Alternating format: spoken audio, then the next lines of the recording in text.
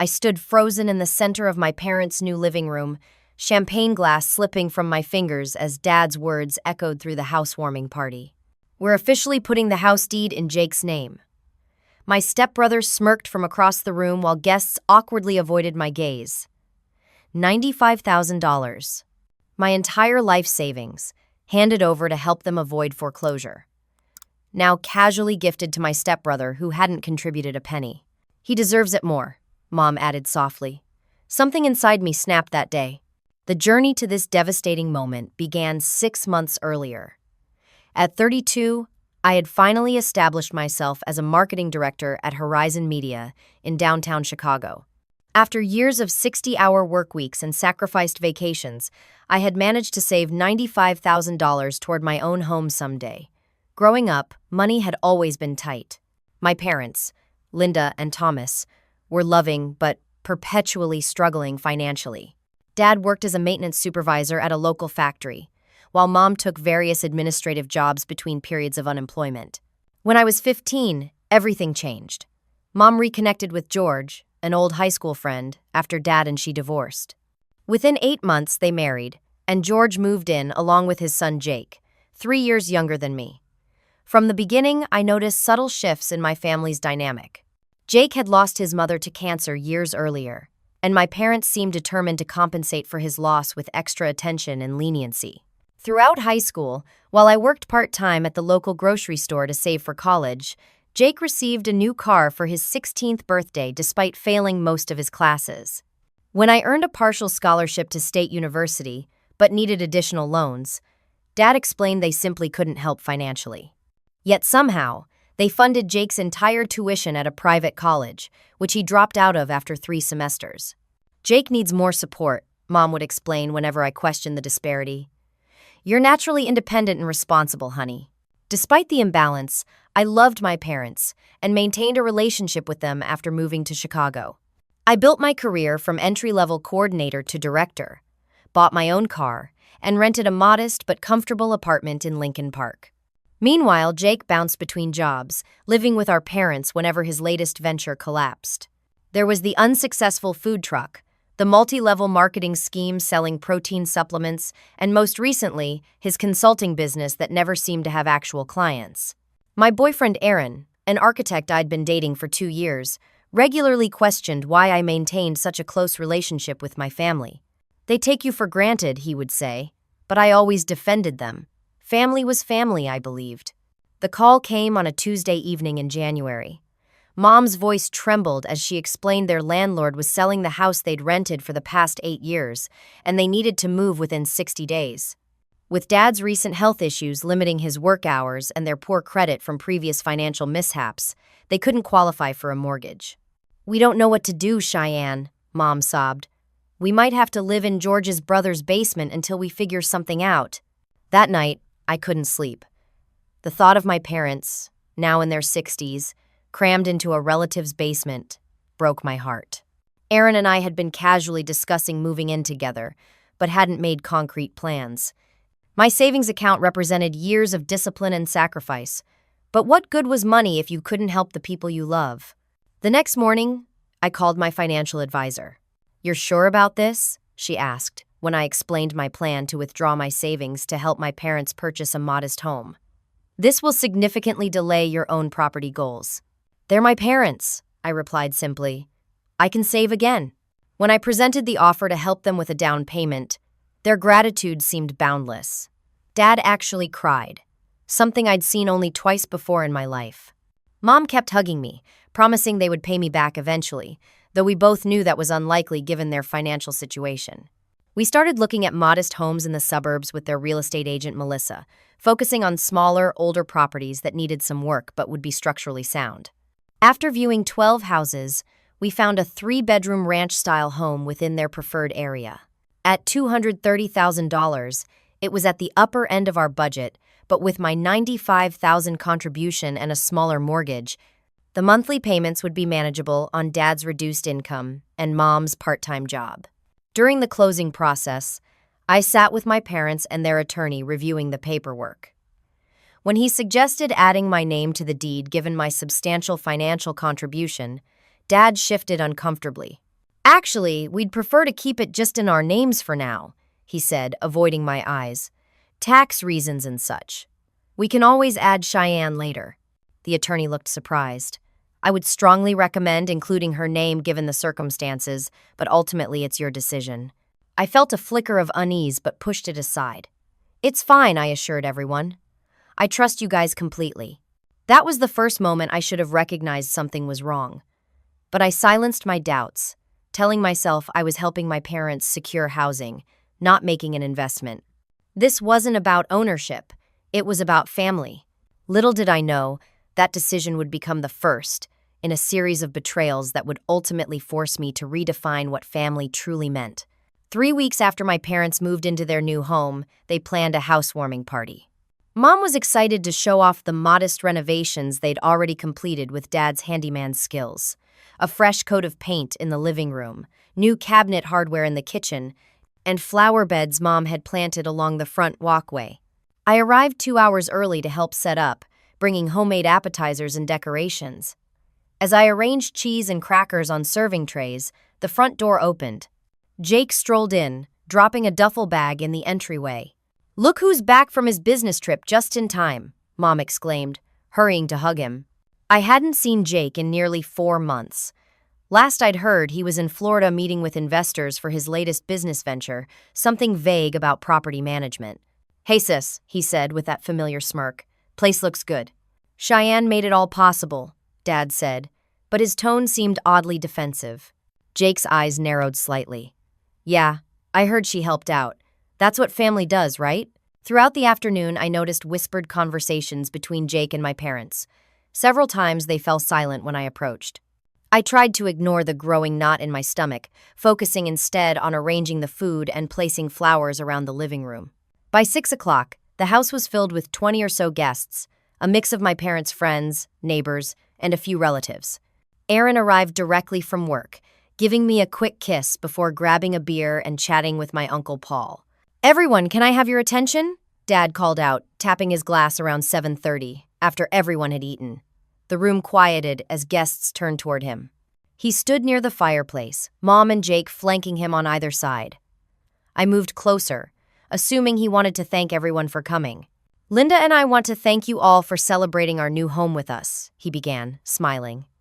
"As many of you know, we've been renting for years, and owning a home again feels like a miracle at our age." Guests murmured appreciatively, and someone called out, "Congratulations." "We especially want to thank Cheyenne for her generous contribution," Dad continued, nodding in my direction. A warm glow of pride filled me as several guests smiled my way. But today, we're excited to announce that we're officially putting the house deed in Jake's name. The glass in my hand froze halfway to my lips. Surely I'd misheard. "Jake has been studying property management and has the expertise to maintain the house properly," Mom added. "Plus, he'll be moving back home to help us with upkeep as we get older." My stepbrother's smug expression confirmed I hadn't misheard at all. Around me, guests shifted uncomfortably, clearly aware of the awkwardness unfolding. "I don't understand," I said, my voice sounding distant to my own ears. "I contributed $95,000 for your down payment." Jake wasn't even involved in the purchase. An uncomfortable silence fell over the room. Aaron moved to stand beside me, his hand finding the small of my back in silent support. "Honey, we appreciate your help," Mom said softly. "But Jake needs the stability of a home more than you do. You're already successful with your big city job and fancy apartment." "He deserves it more," Dad added, as if that explained everything. I looked around at the averted gazes of their friends, the house my money had purchased, and my stepbrother's triumphant expression. Something inside me that had bent for years under the weight of unequal treatment finally snapped. "I need to speak with you. Privately. Now," I managed, my voice shaking with barely contained rage. The three of us moved to the kitchen while the party awkwardly continued in the living room. Aaron tried to follow, but I shook my head. This confrontation needed to happen family to family. "How could you do this?" I demanded once we were alone.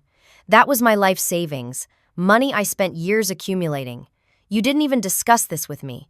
"We're not getting any younger, Cheyenne," Dad said defensively. "We need to think about the future. Jake has agreed to let us live here for the rest of our lives while managing the property. Managing what property? It's a single-family home. And with what experience? His last 3 businesses failed completely. Mom flinched at my tone. He showed us his certification in property management. And he contributed too, you know. He put in $30,000 from his business account. This was news to me. What? When? He wasn't even at the closing. He wired it directly to our account before the purchase, Dad said, but his eyes didn't quite meet mine. My mind raced. None of this made sense.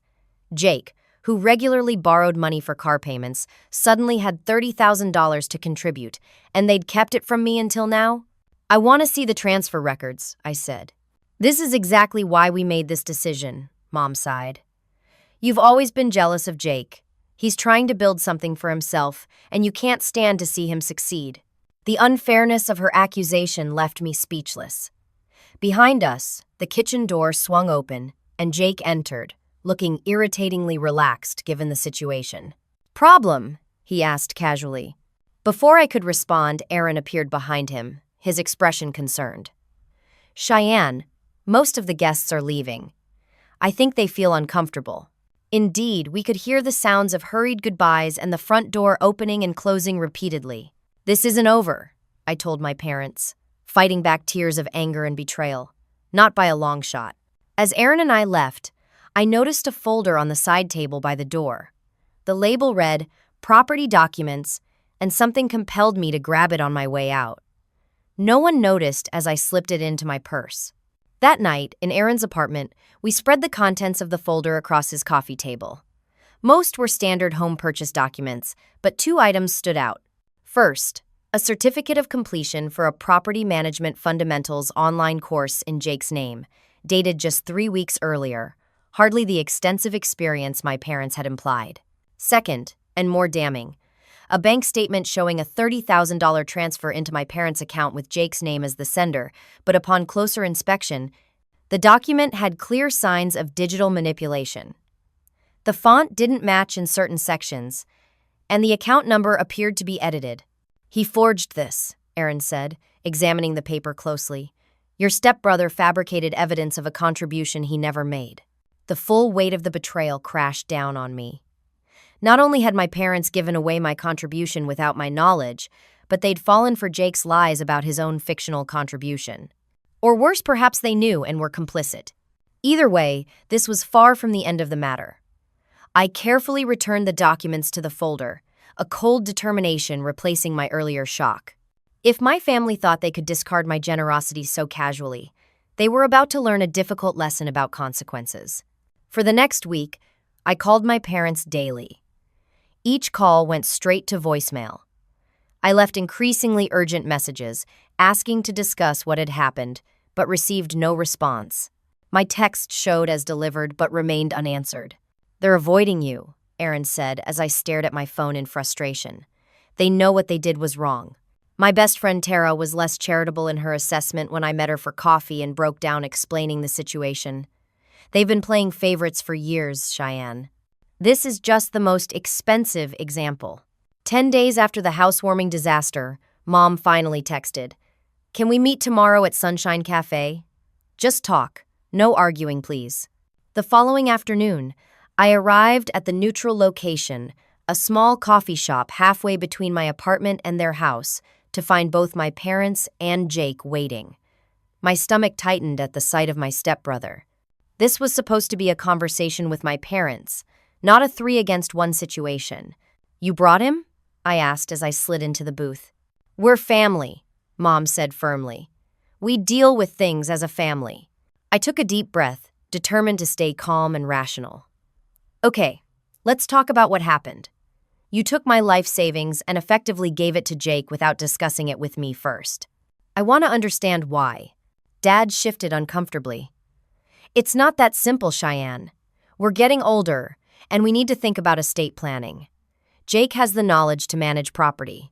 From a 2-week online course he took right before you made this decision, I countered. I saw the certificate. Jake's eyes narrowed. You went through our papers? That's private property. Speaking of property, I continued, ignoring him, I also saw the doctored bank statement showing your supposed $30,000 contribution. Want to explain that? Mom gasped. What are you talking about? Jake showed us the transfer confirmation.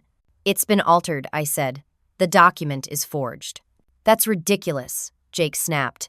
You're just jealous because for once Mom and Dad recognized my value instead of always praising perfect Cheyenne. This isn't about jealousy, I said, struggling to keep my voice even. This is about $95,000 that I provided for my parents to have housing security, not for you to build equity in a property you contributed nothing toward. We appreciate what you did, Mom interjected, her voice softening in that placating tone I'd heard my whole life. But you have to understand, Jake needs this opportunity. You're already established. You have your career, your nice apartment. Jake is still finding his way. He's 29 years old. How long does he get to find his way at everyone else's expense? I looked at George, my stepfather, who had remained silent throughout the exchange. Do you think this is fair? He glanced at my mother before responding carefully. I understand why you're upset, Cheyenne, but we've made our decision as a family. As a family? I repeated incredulously. You made this decision without me, about my money. It was a gift, Jake said smugly. You can't dictate what happens after you give a gift. The conversation continued in circles for another 40 minutes. My parents remained unmoved, alternating between defending their decision and minimizing my feelings. Jake barely concealed his triumph. By the time we parted, nothing had been resolved, and I felt even more betrayed than before. The situation began affecting other areas of my life. At work, I struggled to concentrate during meetings. My team noticed my distraction, especially when I completely blanked during a presentation to a potential new client.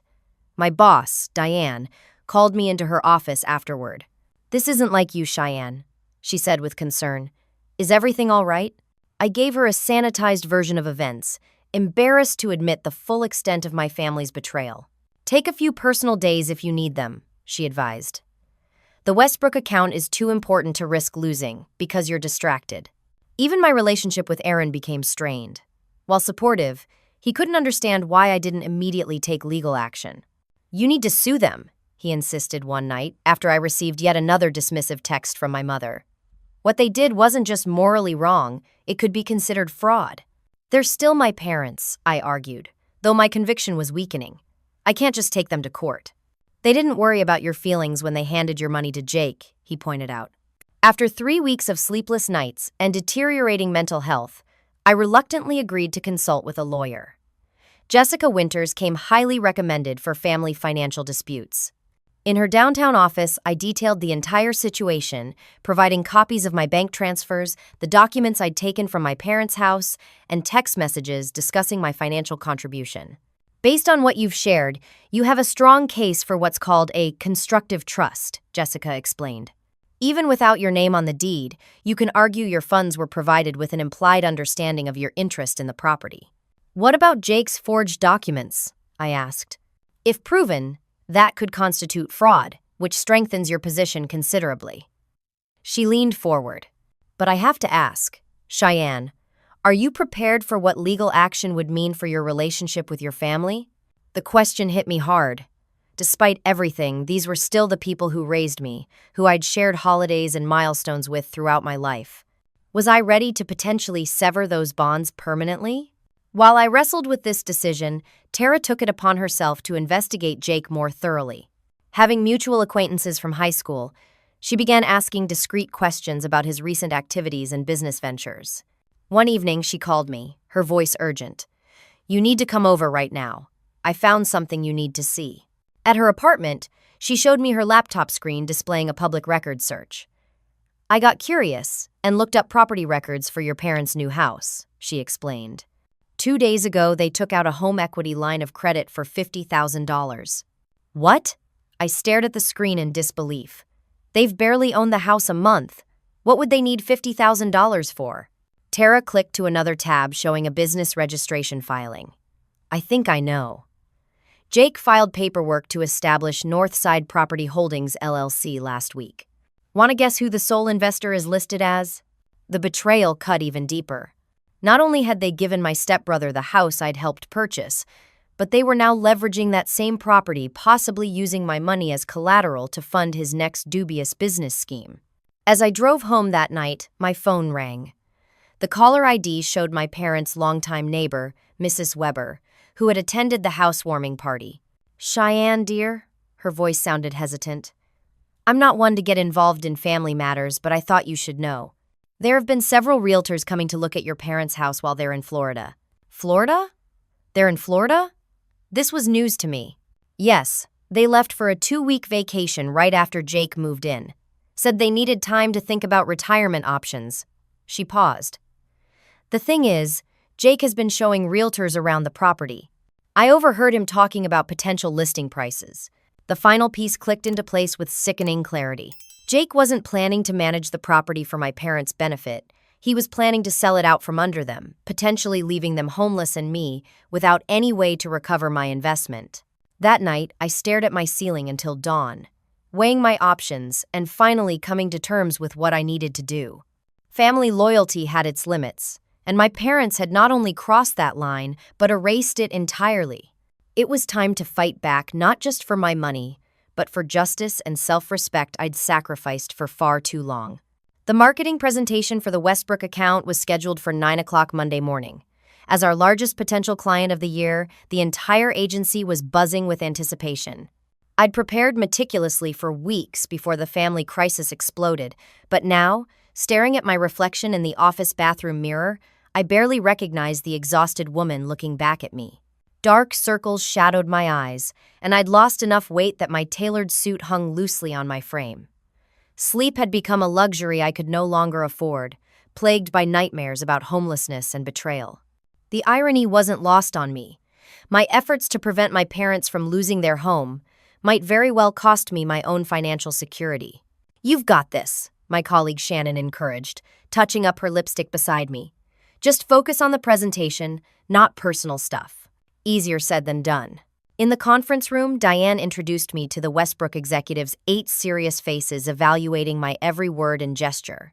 I started strong, my professional autopilot kicking in as I discussed market positioning and campaign strategies.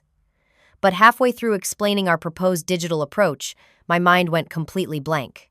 The cross-platform integration would allow for. I stared at my notes, the words swimming before my eyes. Seconds of excruciating silence stretched into nearly a minute before Diane smoothly interjected, picking up where I'd left off while shooting me a concerned glance. I managed to recover somewhat for the remainder of the presentation, but the damage was done. As the clients filed out with non-committal thanks, Diane pulled me into her office. "This isn't working, Cheyenne," she said, her tone mixing concern with clear disappointment. "You've always been one of our strongest presenters, but today was a disaster," I finished for her. "I know. I'm sorry." "Take the rest of the week off," she said firmly. "Sort out whatever's going on. If you come back Monday still in this state, we'll need to discuss reassigning your accounts temporarily." The threat of losing professional ground atop my personal crisis felt overwhelming. Outside the office, I called Aaron, but got his voicemail. We'd argued again the previous night about my reluctance to take legal action, and things had ended tensely. Instead, I drove to my parents' new house, hoping to catch Jake alone and confront him about the realtor visits. When I arrived, an unfamiliar car sat in the driveway, a sleek BMW with a realtor's logo on the door. I parked across the street and waited, watching as a well-dressed woman emerged from the house 30 minutes later, shaking Jake's hand enthusiastically before departing.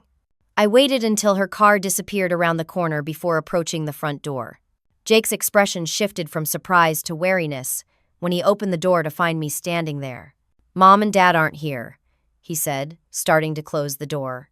I wedged my foot in the opening. "I know.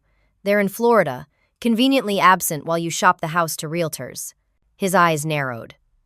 "That's none of your business." "It is when it's my $95,000 you're planning to pocket from the sale," I countered. "Where are Mom and Dad going to live when you sell their house out from under them?" "They're fine with it," he said dismissively, though a flicker of something concern, crossed his face. "We're looking at retirement communities in Florida. They sent me to research sale options." "Let me in, Jake. I have childhood mementos stored in the basement that I want to collect." "Not happening," he replied flatly. Come back when Mom and Dad return, with advance notice. He shoved the door closed, forcing me to quickly withdraw my foot. I heard the deadbolt slide into place. Standing on the porch of the house my money had purchased, now forbidden from entering by my stepbrother, something fundamental shifted inside me. This wasn't just about money anymore. This was about years of manipulation and unequal treatment, culminating in the ultimate betrayal. Later that afternoon, I met with my financial advisor Kelly to assess the damage to my long-term plans. Without that $95,000, you're essentially starting from scratch on home savings, she explained, reviewing my accounts. Your retirement funds are still intact, thankfully, but your liquid savings are now minimal. How long to rebuild? I asked, trying to focus on practical matters. At your current salary and savings rate? 4 to 5 years to reach that level again, assuming no other major expenses or career disruptions. 4 to 5 years. The timeline hit me hard. I'd be approaching 40 before I could hope to purchase my own home. Meanwhile, Jake would profit from my generosity while my parents enabled his schemes as they always had. That evening, I returned to my apartment to find Aaron waiting outside my door, a peace offering of takeout from my favorite Thai restaurant in hand. "I'm sorry about our argument," he said as I let him in. "I know this is complicated for you." We sat at my small kitchen table, and I recounted the day's events, my professional stumble, the confrontation with Jake, and the sobering financial reality. "I don't even know who I'm more angry with," I admitted. Jake for manipulating the situation, my parents for falling for it again, or myself for not seeing this coming. Aaron reached across the table to take my hand. "You trusted your family. That's not a character flaw, Cheyenne. But it might be a pattern I need to break," I replied, the realization crystallizing as I spoke. My whole life, I've made excuses for their behavior, telling myself that's just how family works. But what if it's not? What if healthy families don't constantly sacrifice one member's well-being for another's? He nodded slowly. "So what are you going to do?" The question hung between us as I considered my options. Continuing to plead with my parents seemed pointless. They'd made their choice repeatedly and consistently. Legal action felt extreme, but increasingly necessary. "I need to protect myself," I finally said. "If they won't recognize the injustice voluntarily, maybe they'll understand when it comes with legal consequences." The decision, once made, brought an unexpected sense of calm. After Aaron left, I called Jessica, the lawyer. "I want to move forward with legal action," I told her. "What do we need to do next?" "I'll prepare the paperwork," she replied.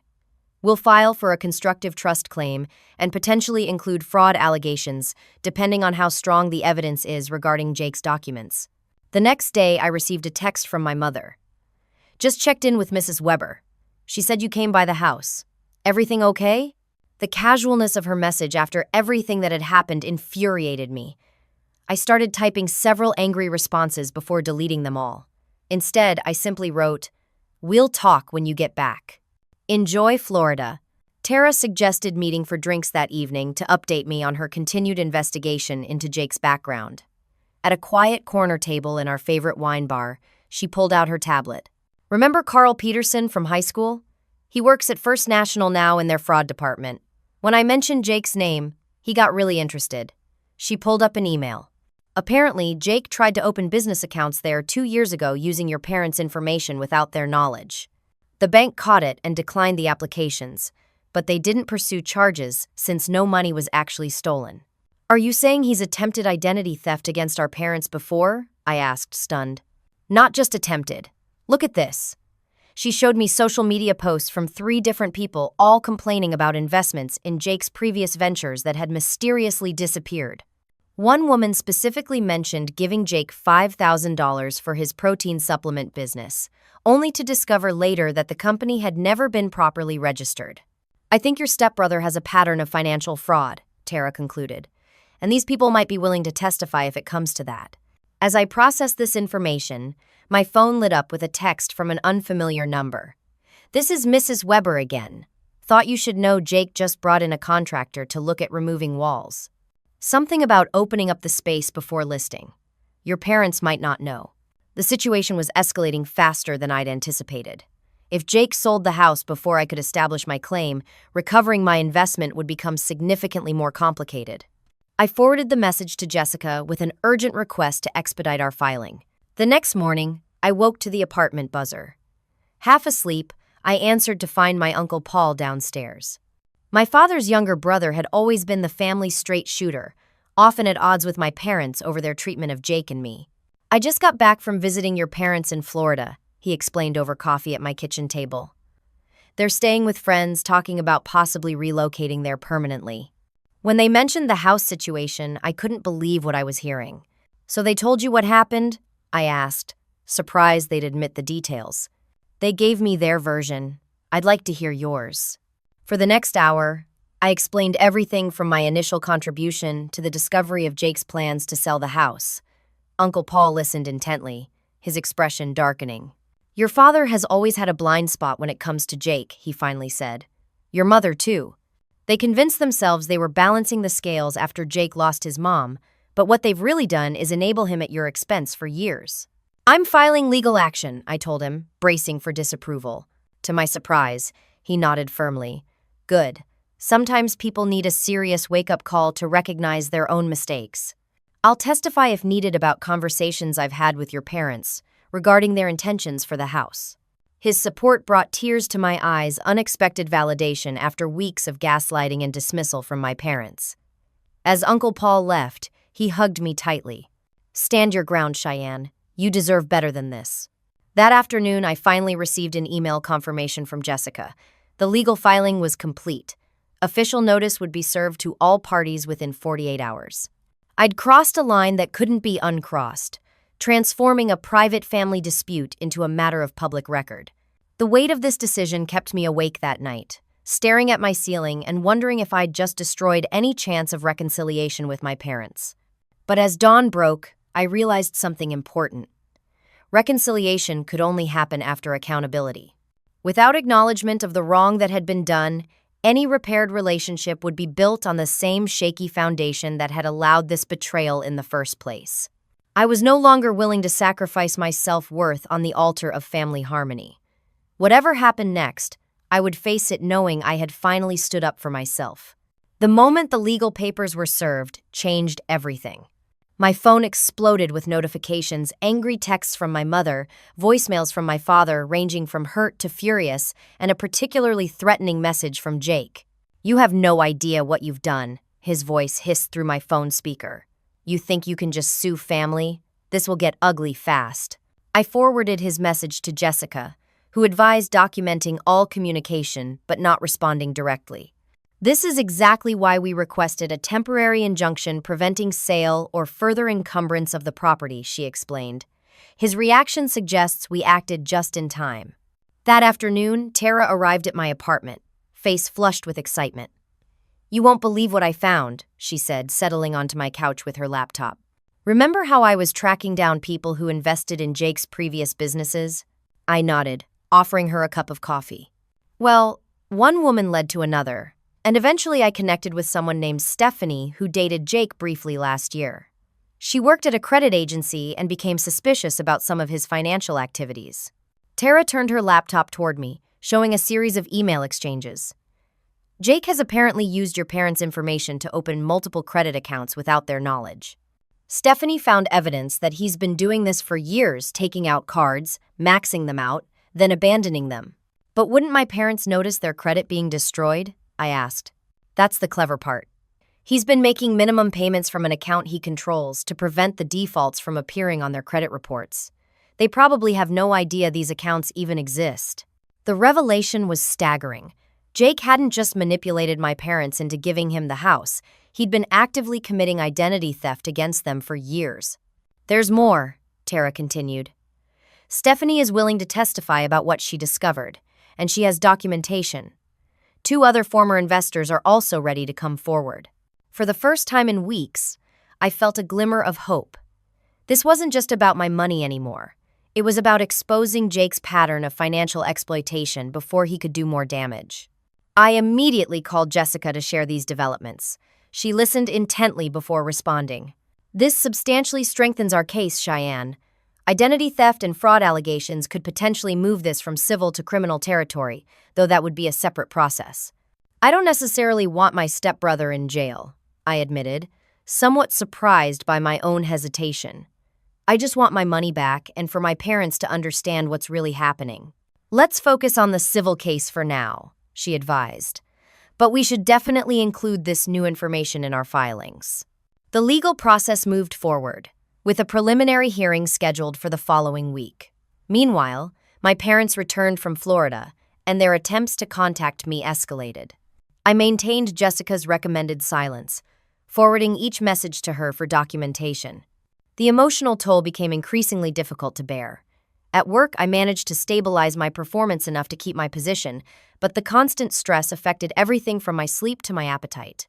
Aaron remained supportive, but clearly worried about my well-being.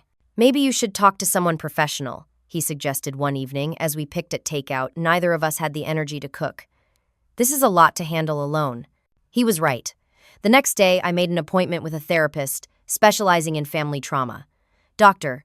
Lyndon's calm office became a sanctuary where I could process the complicated emotions of standing up to my family for the first time. You're grieving, she observed during our second session. Not just the loss of your money, but the loss of the family relationship you thought you had. Her words crystallized exactly what I'd been feeling. I was mourning the death of an illusion, the belief that my parents valued and respected me equally, that family meant unconditional support in both directions. 3 days before the scheduled hearing, I received an unexpected call from my stepfather, George. Since the confrontation began, he had remained largely in the background, rarely communicating directly. Can we meet? He asked, his voice weary. Just you and me. No Linda, no Jake, no lawyers. Just talk. Against Jessica's advice, I agreed to meet him at a diner near my office. When I arrived, I was shocked by his appearance. George had always been robust and energetic, but the man who greeted me looked years older, shoulders slumped with evident exhaustion. Thank you for coming, he said as we settled into a booth. I need to tell you something important. He took a deep breath before continuing. I opposed this from the beginning. When your mom and dad first suggested putting the house in Jake's name, I told them it was wrong. Your money, your contribution at minimum, you deserved partial ownership. My surprise must have shown on my face. I was overruled, he continued. Linda was convinced Jake needed this opportunity, and your father. Well, Thomas has always struggled to say no to Jake. Why are you telling me this now? I asked. George stared into his coffee cup. Because things have gotten out of control. Jake is talking about selling the house without discussion. He's made comments about moving to California with the proceeds. And yesterday, I discovered credit card statements in our name that we never opened. You found out about the identity theft, I said quietly. His head snapped up. You knew? I explained what Tara had uncovered, watching the color drain from his face as he realized the extent of his son's deception. I knew he struggled with responsibility. But this. George shook his head in disbelief. I never thought he would go this far. He's been manipulating all of you for years, I said. And you and my parents have enabled it, often at my expense. George nodded slowly, accepting the painful truth. I'm sorry, Cheyenne. Truly sorry. I should have stood up sooner, been stronger in opposing this. He paused. What can I do to help now? His question caught me off guard. After weeks of unified opposition from my family, having an ally, particularly one from within their ranks, felt foreign. Will you testify? Tell the court what you've told me? He hesitated only briefly before nodding. Yes, it's time for the truth, whatever the consequences. When I shared this development with Jessica, she was cautiously optimistic. A family member testifying against their own interests adds credibility to your claims. But be prepared, your mother may see this as another betrayal. She was right. That evening, my phone rang with my mother's number. Against my better judgment, I answered. How could you turn George against us? She demanded, skipping any greeting. Wasn't suing your own parents enough? I didn't turn anyone against you, I replied, struggling to stay calm. George made his own decision after discovering Jake's deception. Jake has made mistakes, but he's trying, she insisted. You've always had everything come easily to you. You don't understand what it's like to struggle. Her words struck me like a physical blow. Everything came easily? Mom, I worked throughout high school and college. I took on student loans. I put in 60-hour weeks to build my career while you and Dad funded Jake's failed ventures and cleaned up his messes. And after all that, when I gave you nearly $100,000 to help you avoid homelessness, you thanked me by giving it to him instead. Silence fell between us, heavy with decades of unspoken resentment and misaligned perceptions. "We never meant to hurt you," she finally said, her voice smaller. "But you did," I replied simply. "And now you have to face the consequences of that choice." The preliminary hearing arrived with a tension that hung in the courtroom like storm clouds. My parents sat on one side with their attorney Jake beside them, looking uncharacteristically serious in a borrowed suit. George had chosen to sit separately, his decision to testify creating a visible divide. Jessica presented our case methodically, detailing my financial contribution, the circumstances surrounding the purchase, and the subsequent discovery of Jake's misrepresentations. When she introduced the evidence of identity theft and previous fraudulent activities, I watched my parents' expressions shift from defensive indignation to confused concern. The most powerful moment came when George took the stand, confirming his opposition to their decision and revealing his recent discoveries about Jake's unauthorized use of their information. As he spoke, my mother's eyes filled with tears, while my father stared at the floor, unable to meet anyone's gaze. Jake's testimony came next, a performance of injured innocence that quickly unraveled under cross-examination. When confronted with evidence of the forged bank transfer, he attempted to dismiss it as a misunderstanding rather than outright fraud. "So you didn't actually contribute $30,000 to the house purchase?" Jessica pressed. "I contributed in other ways," he hedged. "Sweat equity, research, future management. Yes or no, Mr. Marshall? Did you transfer $30,000 toward the purchase of this property?" His eyes darted to his lawyer, who nodded slightly. "No," Jake admitted finally. A murmur ran through the courtroom. My mother covered her mouth with her hand, the reality of her son's deception finally breaking through her denial. After both sides presented their cases, the judge ordered mediation before proceeding further. "This is clearly a family matter that would benefit from resolution outside of continued litigation," she advised. "I strongly urge all parties to consider settlement." Outside the courtroom, I stood apart from my family, emotionally drained but strangely peaceful. For the first time in this ordeal, the truth had been spoken publicly, witnessed and acknowledged by those who needed most to hear it. Jake approached me as I waited for the elevator, his expression unreadable. "I could make you an offer," he said without preamble. "$30,000 now, the rest paid over 5 years. You drop all this legal nonsense." I studied him. This person who shared no blood with me yet had been designated my brother for half my life. Despite everything, I felt a flicker of pity for him, someone so consumed by entitlement and insecurity that he would destroy family relationships for financial gain. "This isn't just about money anymore," I told him quietly. "It's about accountability, something you've managed to avoid your entire life." The elevator arrived, and I stepped inside, leaving him standing there as the doors closed between us. Whatever happened next, I knew one thing with absolute certainty. I would never again sacrifice my self-worth on the altar of false family harmony. The mediation session was scheduled for the following Tuesday in a neutral conference room downtown. As I sat beside Jessica arranging our documentation, I watched my parents enter with their attorney. They looked smaller somehow, diminished by the revelations of the hearing. Jake followed separately, now represented by his own lawyer, a necessary development after the conflict of interest became apparent. Before we begin, Jessica addressed the mediator.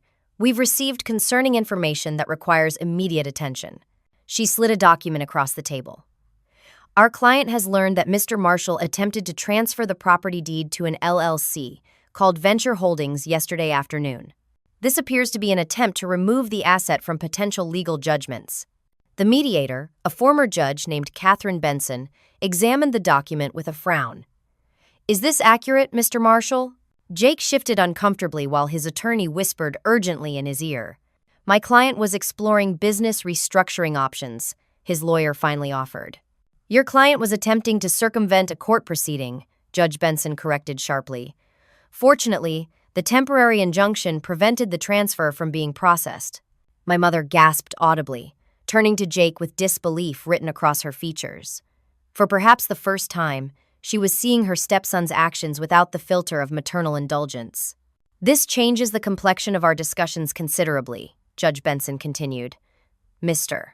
Marshall, I need to advise you that attempting to transfer assets subject to litigation can result in contempt of court charges. Jake paled visibly, his usual confidence evaporating under her stern gaze. The mediation proceeded with this new tension hovering over the proceedings. Jessica presented our settlement proposal. The house would be sold, with my $95,000 returned to me with interest, and the remaining proceeds divided between my parents and Jake according to their arrangement. This is the most equitable solution, she explained. Miss Collins recovers her investment while your clients retain the benefit of the appreciation and mortgage payments made. My parents' attorney requested a private consultation with them, and they withdrew to a separate room. Through the glass partition, I could see my father gesturing emphatically while my mother dabbed at her eyes with a tissue. When they returned 30 minutes later, their attorney addressed the mediator.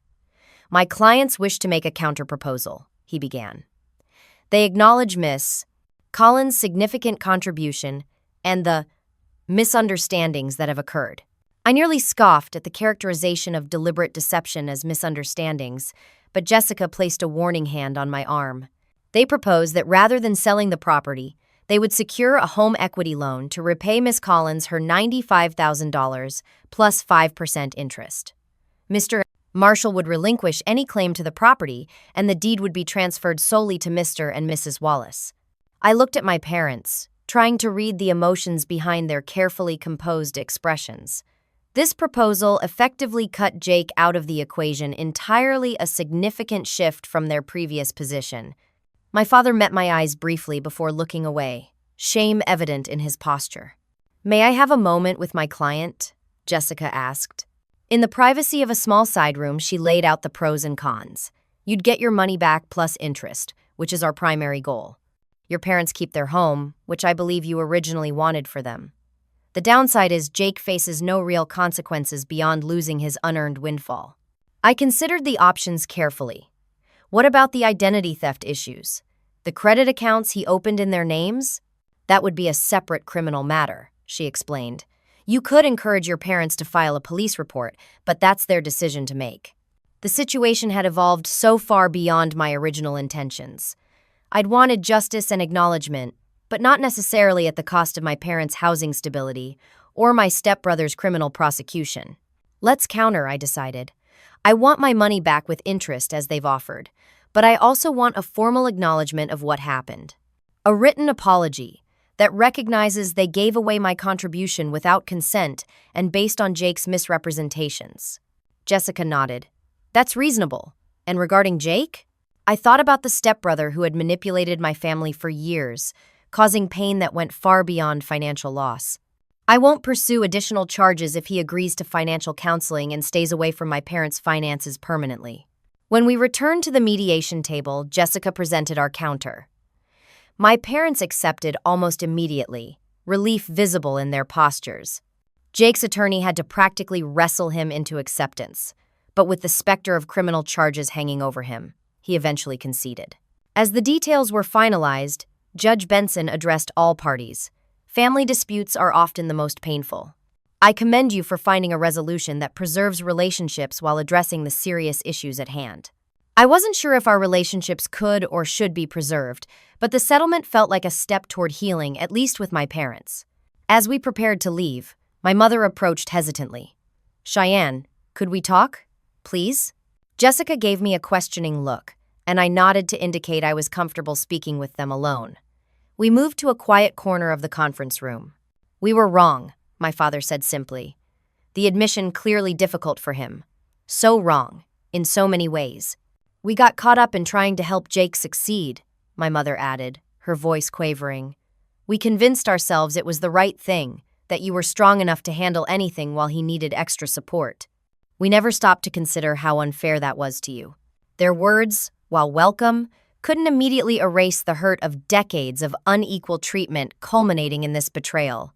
"It's going to take time," I told them honestly. "I can't just pretend this didn't happen." "We understand," Dad nodded. "We're prepared to do whatever it takes to earn back your trust. Starting with this." He handed me an envelope. Inside was a handwritten letter of apology, detailing their recognition of how they had failed me, not just in this instance, but throughout my life, by holding me to a different standard than Jake. The sincerity of their words brought tears to my eyes. We've also made an appointment with the bank to discuss the unauthorized accounts, Mom added. George found 3 credit cards Jake opened in our names. We're going to file the necessary reports. This was perhaps the most significant evidence of change, their willingness to hold Jake accountable, rather than make excuses for his behavior. As we parted, my father hugged me awkwardly, whispering, "I'm so proud of you for standing up for yourself, even if it was against us." The following days brought practical progress. The court approved our settlement agreement. My parents secured the equity loan and transferred the promised funds to my account. Jake, facing potential criminal charges for the identity theft, agreed to financial counseling and moved out of my parents' house to an apartment across town. Through my therapist's guidance, I continued to process my complicated feelings about the situation. There was relief at the resolution, pride in having finally advocated for myself, but also lingering sadness for the family dynamic that had allowed the situation to develop in the first place. Aaron had been my rock throughout the ordeal, and as we sat in his apartment reviewing the final settlement documents, he asked the question that had been hovering between us. What now? For us, I mean. Our relationship had been tested by this crisis, revealing both strengths and weaknesses in our connection. The stress had brought moments of tension, but also deepened our understanding of each other. I think, I said slowly, it's time to move forward, together. He smiled, taking my hand. I was hoping you'd say that, because I've been looking at property listings. He opened his laptop to show a modest house in a neighborhood we'd often admired about 20 minutes from downtown. With my recovered funds and his savings, the down payment was now within reach. What do you think? He asked. Ready to build something new? Looking at the images of the sunny rooms and small backyard, I felt a surge of hope stronger than anything I'd experienced in months. This wasn't just about recovering what I'd lost. It was about creating something better, something truly mine, with someone who valued me completely. Yes, I answered, squeezing his hand. I'm ready. The next morning, I received an unexpected text from George. Proud of you, Cheyenne. Some bridges take time to rebuild, but the foundation is stronger now. Your parents are truly sorry. Jake has a long road ahead. Thank you for forcing us all to face hard truths. His message captured perfectly what I had come to understand through this painful journey. Sometimes, the most loving thing you can do for family is hold them accountable, even when it hurts. Real love doesn't enable harmful patterns. It challenges them, creating space for growth and genuine connection. As I prepared to meet the real estate agent Aaron had contacted, I felt lighter than I had in months. The money had been returned, but I had gained something far more valuable, the knowledge that I was worth fighting for, even when those closest to me failed to see it. The future stretched before me, no longer shadowed by old patterns of sacrifice and disappointment. Whatever came next, I would face it standing tall, my worth no longer tied to others' validation, but firmly anchored in my own self-respect. 6 months after the settlement, Aaron and I stood in the backyard of our new home, stringing lights for a small housewarming gathering. Unlike the disastrous party at my parents' house, this celebration felt authentic to who we were and what we valued. What do you think about putting the grill over here? Aaron asked, gesturing toward a corner of the patio. Perfect, I agreed, stepping back to survey our work. The house wasn't large or luxurious, but it was ours, a charming 3-bedroom craftsman with original hardwood floors and a kitchen we'd spent weekends renovating together. Every nail hammered, every wall painted, represented our shared vision, untainted by manipulation or ulterior motives. Hard to believe we're here, I mused, remembering how close I'd come to losing everything. This time last year, I never would have imagined standing in our own backyard. Aaron wrapped his arm around my shoulders. You fought for this. You earned it. The doorbell rang, announcing our first guests. Tara arrived with a potted plant and a bottle of champagne, followed by colleagues from work and friends from our neighborhood. My boss, Diane, came with her husband, making a point to congratulate me on my recent promotion, a direct result of how I'd handled the Westbrook account after recovering from my earlier stumble. When you came back from that personal time, you were different, she'd explained when announcing my advancement to senior director. More confident, more decisive. Whatever you went through, it made you stronger. She hadn't been wrong. The ordeal with my family had transformed me in ways both subtle and profound. I no longer hesitated to assert my needs or question unfair treatment. I'd learned to trust my instincts about people's intentions. Most importantly, I discovered my own resilience, a capacity to weather betrayal and emerge stronger on the other side. The last to arrive were my parents. Our relationship remained a work in progress, with careful boundaries and ongoing conversations facilitated by a family therapist. The initial awkwardness had gradually given way to a tentative new understanding, one based on mutual respect rather than habitual roles. "This is lovely, Cheyenne," my mother said as I showed them around the house. She seemed smaller somehow, more human than the intimidating figure of my childhood. "You've created something wonderful here." "Thank you," I replied, accepting her compliment without diminishing it, a habit I'd worked hard to break. My father lingered in the living room, studying the built-in bookshelves Aaron and I had constructed together. "Solid craftsmanship," he noted appreciatively. "You two make a good team." "We do," I agreed, exchanging a smile with Aaron across the room. As everyone gathered in the backyard for dinner, I couldn't help reflecting on the journey that had brought us here. The betrayal that had initially devastated me had ultimately become the catalyst for profound change. Without that painful awakening, I might never have broken free from the patterns that had limited me for so long. After dinner, as twilight settled over our gathering, Aaron clinked his glass for attention. My heart quickened as he stood, taking my hand to pull me gently to my feet beside him. "I want to thank everyone for being here tonight," he began, his voice steady but emotional. "Especially those who supported Cheyenne through some incredibly difficult times this past year." Murmurs of agreement rippled through our guests. "What many of you might not know is how those challenges transformed her," he continued. "I always knew Cheyenne was remarkable, her intelligence, her compassion, her work ethic. But watching her stand up for herself, fight for what was rightfully hers, and then rebuild with such grace that revealed a strength that takes my breath away." I blinked back tears as he turned to face me directly. "Cheyenne, you've shown me what real courage looks like. Not the absence of fear, but the determination to move forward despite it." He reached into his pocket and knelt, producing a small velvet box. "I can't imagine a better partner to build a life with. Will you marry me?" The ring caught the glow of the string lights as he opened the box. A simple solitaire diamond that somehow embodied everything about our relationship. Clear, strong, and brilliantly authentic. "Yes," I answered without hesitation, my voice steady despite the tears now flowing freely. As our friends and family applauded, I caught my parents' expressions. My mother wiped away tears while my father nodded with approval and something that looked like newfound respect. They had both opposed my relationship with Aaron initially, considering him not ambitious enough compared to Jake's flashier ventures. Now they were witnessing the depth of character that truly mattered in a partner, someone who stood beside me in crisis rather than exploiting it. Later, as guests began to depart, my father approached me by the kitchen island where I was wrapping leftover food. "I need to say something," he began, his voice gruff with emotion. "Watching you today, in this home you've created through your own hard work and determination, I realize how wrong we were. Not just about the house situation, but about so many things over the years." I paused, giving him my full attention. "We thought we were helping Jake by giving him advantages, making things easier, but we were actually preventing him from developing the strength you have, the strength that comes from overcoming obstacles on your own." His insight surprised me. This was a level of self-awareness I hadn't expected from him. "Jake is in therapy now," he continued, George insisted, "after everything that happened. It's helping him face some hard truths about himself and his choices." "I'm glad to hear that," I said sincerely. "The thing is, Cheyenne," my father's voice dropped almost to a whisper, "when I look at what you've accomplished with virtually no help from us, and compare it to Jake's situation after years of our support." He shook his head. "We failed you both, but in very different ways." The acknowledgement, so long in coming, washed over me like a healing balm.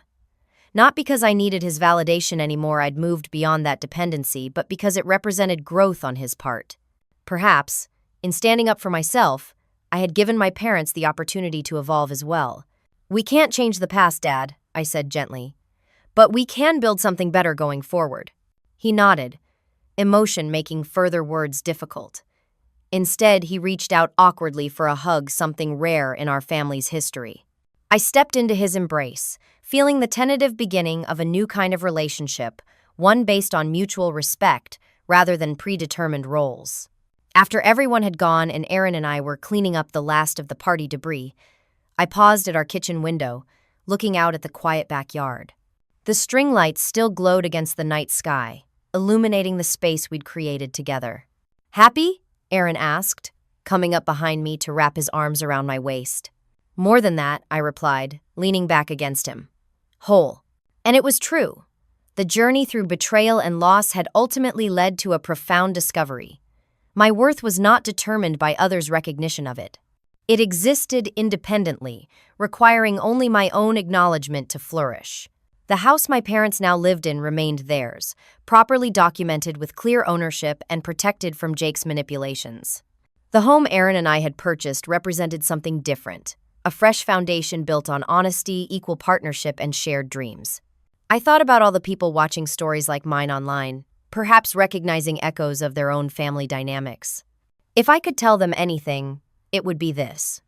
Sometimes the most loving thing you can do for yourself and others is to establish boundaries that protect your self-worth. True family supports your growth rather than exploiting your generosity. And if the family you were born into fails at this fundamental task, you have every right to create a new family among those who truly see and value you. My engagement ring caught the light as I turned to face my future husband, the man who had stood beside me through the darkest chapter of my life without trying to minimize my pain or rush my healing. "Thank you," I said simply. "For what?" he asked. "For seeing my worth even when I struggled to see it myself." He smiled, tucking a strand of hair behind my ear. "That's the easiest thing I've ever done." As we finished cleaning and turned out the lights, I felt the final pieces of that painful chapter closing. The betrayal that had once threatened to define me had instead become merely one part of a much larger story, a story of reclaiming my power, finding my voice, and building a life aligned with my true value. Some might call it justice that I recovered my financial investment, but the real victory lay in something far more precious. I had recovered myself. Have you ever had to stand up to family when they crossed important boundaries? I'd love to hear your experiences in the comments below. If this story resonated with you, please like and subscribe to support more content like this, and share it with anyone who might need to hear that standing up for yourself is sometimes the most necessary form of self-love. Thank you for listening, and may you always recognize your own worth, even when those closest to you temporarily fail to see it.